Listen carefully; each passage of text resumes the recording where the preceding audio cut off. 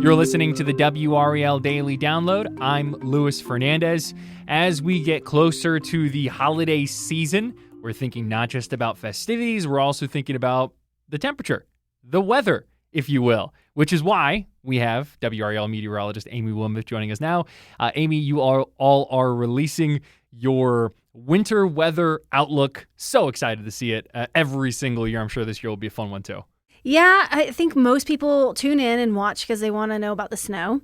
Are we going to get any snow? And, one of the things that we like to look at is the La Nina or El Nino pattern. Those can tell us kind of how our winter months are going to behave. And this year we are predicted to be in a La Nina. We're in a La Nina now. It's expected to continue through most of the winter. So we have that as background to help us kind of forecast for several months, which is hard to do.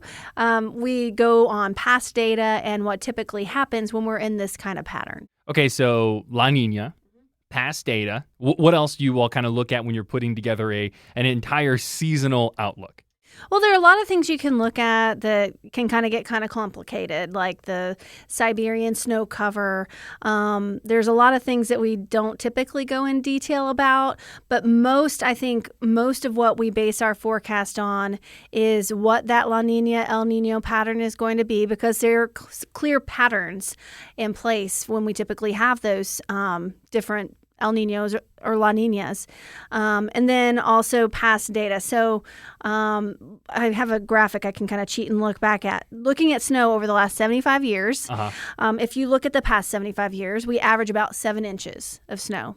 Well, if you take that and you look at just the last 5 years, it's under 2.5 inches. Interesting. So as we have progressed in time, we're getting less and less snow in the Raleigh area. Now, occasionally we get a nice little snowstorm. Everybody gets happy. They can break the sleds out. But overall, the trends are down. So it's important to look at that. And then some might say, well, why are the trends down fairly dramatically?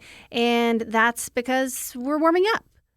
We have proof that since 1970, our winter temperatures have warmed nearly 6 degrees. Wow. So warmer temperatures will kill a snowfall for us. And you might think 5 degrees, 6 degrees, that's not that much. But the difference between 32 degrees and 34 degrees could mean the difference between a good snow or a cold rain, which is not what most people would want. I was going to say, I feel like just anecdotally speaking, most of the time in this area, when we're looking at like potential snowfall, you're like staring at the thermometer. It's like, it feels like it's just, when it happens, it's just barely. We're not, used to seeing these storms where it's in the teens and it's like, yeah, for sure, this is going to happen. It's going to be all this stuff. I want to circle back a little bit to two of those terms you threw out there very early on, right? El Nino and La Nina. For those that don't know what that is, can you explain what that means? Yeah, so it's interesting, but, we're a world and everything is impacted by everything. And so La Nina, which we're in right now, means we have below normal sea surface temperatures in the equatorial Pacific. So out in the Pacific, there's this particular location that we look at the sea surface temperatures to determine if they're above normal, then we're in an El Nino. If they're below normal, then we're in a La Nina. And that can impact global weather patterns. And for the United States, what it does is it digs this deep trough across the center part of the United States, and the northern part of that trough is typically north of our area.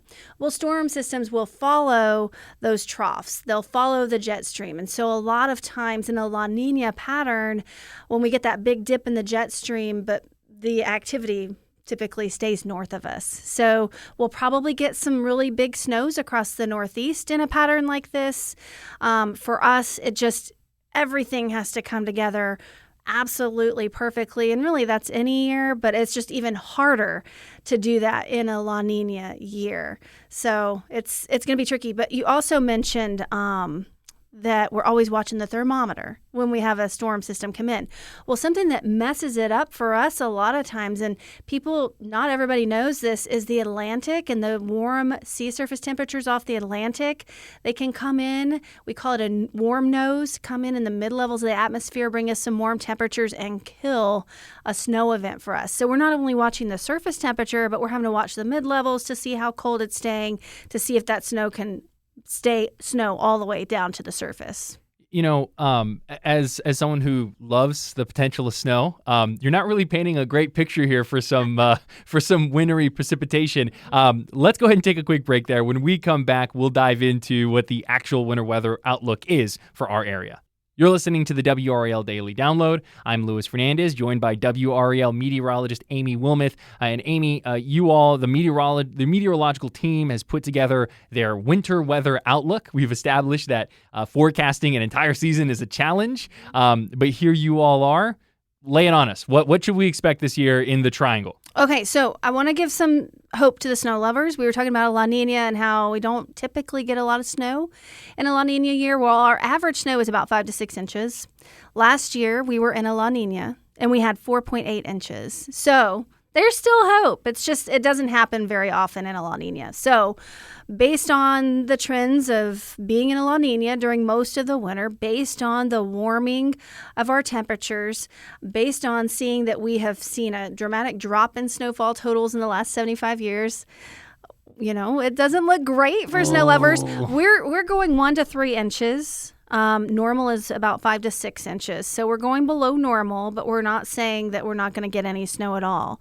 And it very well could be possible that we get what we had last year. We had one really good snow event, and folks were able to get out and make snowmen and snow ladies and have fun out in the snow. So there's still hope. It's just it looks like the vast majority of the systems would stay just north of us.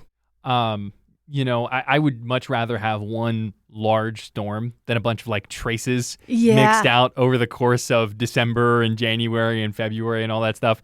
Okay, so that's the frozen precipitation. What about from a temperature perspective? What are we expecting? So also with the temperatures, you get that deep dip in the trough through the center part of the country. And that puts us on the warm side of things. So it looks like we'll have above normal temperatures overall for the winter months, but we'll certainly get cold snaps. I mean, we've already had some. So we'll get cold snaps, but overall the trend is likely to be above normal.